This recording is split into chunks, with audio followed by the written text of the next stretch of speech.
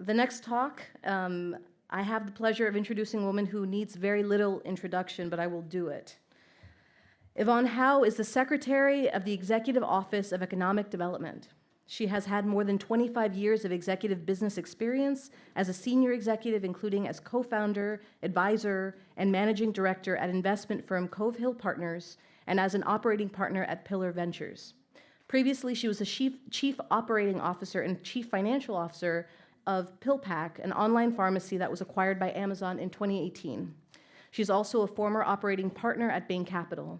In addition, Howe has been a board director of companies such as Car Gurus, Flywire, Gentherm, ZipRecruiter, and Bose. She also has been involved in the community, is the vice chair of the board of trustees of Beth Israel Lahey Health, and a trustee emirati of her alma mater, Williams College. She lives in Williamstown in Cambridge and is a graduate of Williams College and the University of Cambridge. Please give a warm welcome to the Secretary of Economic Development for the Commonwealth of Massachusetts, Yvonne Howe.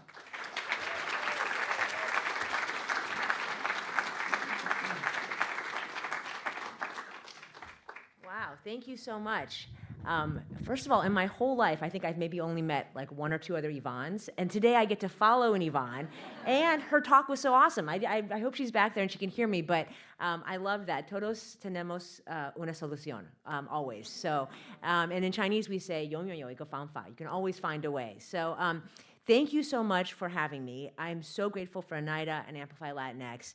I was just saying that you all do incredible work for such an important part of our economy, but also such an important part of our state and our community. I was just talking to the governor this morning. I was telling her about my day and how I was coming here, and she is so grateful for all this work, and she was so excited that we're here to celebrate, and we're going to have a proclamation from her in our administration shortly. But the topic of the day is really about how do we work together? How do we work across the public and private sectors? So just so you know, you heard a little bit about my background. I spent my whole career in business, and I maybe did have the same parents as the other Yvonne, because I am also a child of immigrants. My parents were born in China, and then they grew up as World War II was happening. So my grandfathers fought the Japanese and then the communists. My grandmothers had their feet bound. They had to flee from China. My parents grew up in Taiwan, and their whole dream, their goal in life was work hard, sacrifice everything, try to come to America so that we can have our kids have better opportunities. So I'm the first in my family to be born in this country, and spent my whole career in business. So as Yvonne said, we had the same parents. Make sure you have a job that has health insurance. Make sure you can, pay back all our loans and things. And so I did that for a long time and was very lucky in business, and never thought I would be in state government. And I was sitting at home in December of 2022. It was right the week before Christmas. And I was sitting at home, my cell phone rang. It was a number I didn't recognize. So I picked it up. I thought maybe it's the kid's school or the doctor's office, dentist's office, something like that. Picked it up, and I said, "Hi, this is Maura Healey." I was like, wait, this must be a robocall, or maybe like a prank call or something. So I said, hello? She said, no, this is Maura Healey. I'm looking for Yvonne Howe. And I was like, wait, this is definitely not a prank call. This is actually Maura Healey.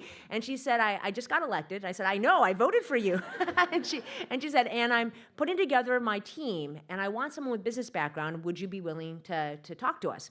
So I had lunch with her and the lieutenant governor the very next day, and then got this offer on New Year's Day, and then I got sworn in on January 17th, 2023. So I've been in this role now for a year and a couple of months, and I'm learning a ton about state government.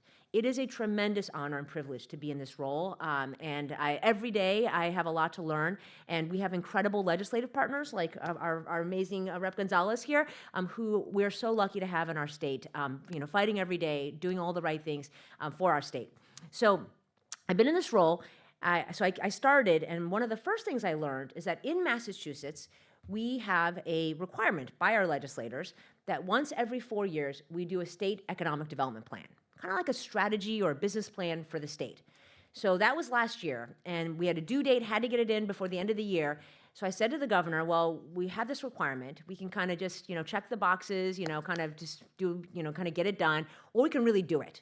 And of course, our governor. She's wicked competitive. She said, no, let's really do it. Let's take it seriously. So we spent a ton of time last year. We went around the state. We went to every region. We did 9 sessions. We opened them to the public. I think many of you were there. And I was kind of skeptical. I was like, is anyone going to show up to these things? We had more than 1,300 people come to those sessions. From big companies, small companies, everyone in the community, from academia, everyone showed up, and they brought their ideas and their passion and their feedback. We did the first ever, never done before in our state, Spanish language session, led by our very own Juan Vega. And we had a ton of you all show up and give us your input. And then we did 11 sector deep dives, because in our economy, we have a very robust economy. There are many different sectors, and they're all different. So we had a small business sector. We had financial services, education, tourism and the creative economy, agriculture, life sciences, so every different sector. And we took all of that and we looked at all the data and we came back and we did get the homework done in time. We've published our plan, our economic development plan, in December. So if anyone's very bored, you can go online and you can find the plan and read it this weekend. But it's called Team Massachusetts, and so I always wear we don't have a big budget in state government. So we have my rubber bracelet here, Team Massachusetts, Leading Future Generations. We titled it this, and this relates to the topic of the talk, because as we did all this work and we listened to all the input, we realized that when we work together across the public and private sector, when we collaborate across academia, across all of our regions, across all of our nonprofits, all of our different organizations, we are unstoppable. We are the best team. We get great things done. So we have to work together, and it's called Leading Future Generations, because as we did all this work, we realized we've led for a long time in Massachusetts. We led with, 250 years ago, we threw some tea into a harbor.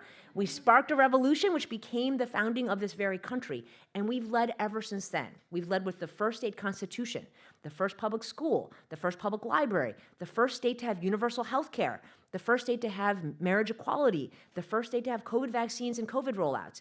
And we've led through inventing. We've led with inventing things like the computer, like birth control pills, like missiles, and so many other things, all of the different discoveries that we've made here in Massachusetts. And so we have a history of leading, but this is not the time to stop. As we looked at all of the data, we kind of said, wow, we're living in interesting times. Actually, my parents believed in the American dream. They came to this country, and I grew up always thinking that the future would be better than the past. And I grew up post-World War II thinking, wow, we have NATO, we have the United Nations, like we're kind of done with world wars. We learned how bad it is. We're not going to have that anymore. And I always thought that growing up that America was the promised land. America was the good guy. Whenever anything happened, we would come save the day. When we looked at our economic development plan and looked at the macro, we said, wait a minute, we have not one, but 2 world wars happening right now. Both of them terrible and heartbreaking. We have a Cold War with China, the country that my parents are originally from. That doesn't seem great. We have the climate getting the warmest it's ever been. And in our own country, in America, we have a very divisive country. There's a lot of dysfunction out there. So we kind of said, look, this is not the time for Massachusetts to hang out.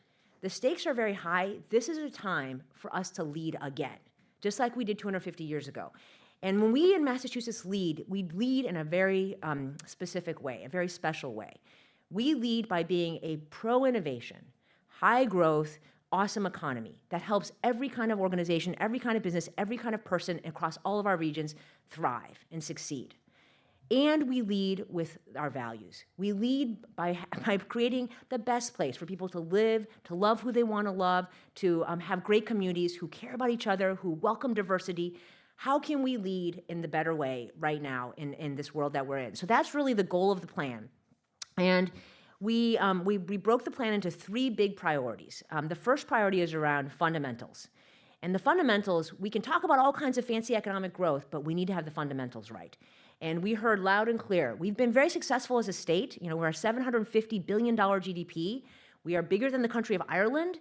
We're actually a third the size of Canada, just our state. So we've been very successful, but we haven't made some of the investments we need in the fundamentals to continue to ensure success. So for example, we've got to fix housing. We've got to fix transportation. We've got to make investments in childcare. We need to continue to invest in infrastructure across all of our 351 towns and cities. So the first big priority was making sure we work across the cabinet, across our administration, with all of our towns and cities, all of our communities on the fundamentals. So that's kind of the first priority. The second priority is around talent. Our secret sauce in our state is our brain power, all of our incredible talent. That's always been the fuel that's driven our success, and we need to make sure that we retain that talent. So unlike other states, we don't have to go attract them. We have amazing homegrown talent. We have some of the best K-12 education here in our state, And every year we attract all these great brains from around the country and around the world to come study here. How do we make sure that these folks stay here in our state? So on the talent section, we talk about a lot of initiatives around for our amazing talent, that folks that don't want to go to college. How do we get you into high growth, high paying industries that don't require a college degree? Things like biomanufacturing, green jobs, advanced manufacturing, robotics, healthcare. And for our college graduates, how do we make sure you get internships and you get pathways into great jobs and great careers here? And for our international talent, how do we help you navigate the visa system so you can get a visa, stay American by staying here in our state? So there's a whole section around talent. And then the third big priority is around sectors. So we are very lucky in our state. We already lead in a bunch of places. But I think we all know the world is competitive and getting more competitive. So we want to make sure we not just keep that lead, we want to lengthen our lead. So top of that list for us are sectors like life sciences. And this is a great example, actually, of how the state and the private sector and the whole community work together. So I'll just spend a moment on this because I think it's a good example. So when we looked at life sciences, we are now today the world's undisputed leader in life sciences. We have 18 of the top 20 healthcare life sciences companies have offices here in Massachusetts. We have so many discoveries. If you go to Kendall Square, but not just Kendall Square, now it's expanded to Somerville, to Watertown, to all parts of the state, including Worcester. So we have the #1 hub in the country with Cambridge and Boston, and our number 15 hub is Worcester. And if you look at Marlborough and Westboro and Andover, we have life sciences now throughout the state. How did this happen? If you look back, and I had breakfast with former Governor Patrick, and he said in 2008, we were in the world's worst recession. And at that time, we did not lead in life sciences. At that time, New Jersey and San Diego were the leaders in the US. But we had all the ingredients here. We had the brain power, we had the venture firms, we had big companies, we had the academia, we had all the hospitals. So he took a big bet, and he said, let's have the state make a big investment, $1 billion, to try to own life sciences. And it worked. So he took a big risk, and it worked. And then Governor Baker re-upped that. And now we have an opportunity with Governor Healy to re-up that. So we want to make sure we make another investment and reauthorize life sciences and continue to lengthen that lead. Other sectors that are really important, things like climate tech. We're going to lead by fighting climate change. How do we create amazing jobs and amazing companies around our state, around climate tech? Other areas around AI, around robotics, and actually, really importantly, around small businesses. Small businesses are the majority of our businesses in our state, and this is another example where government steps in.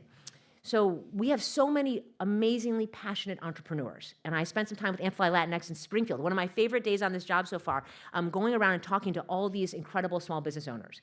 But you know, when you're starting a small business, it's really hard work. You're trying to figure out every day, how do I pay rent? How do I hire employees? How do I make payroll? How do I make my customers happy?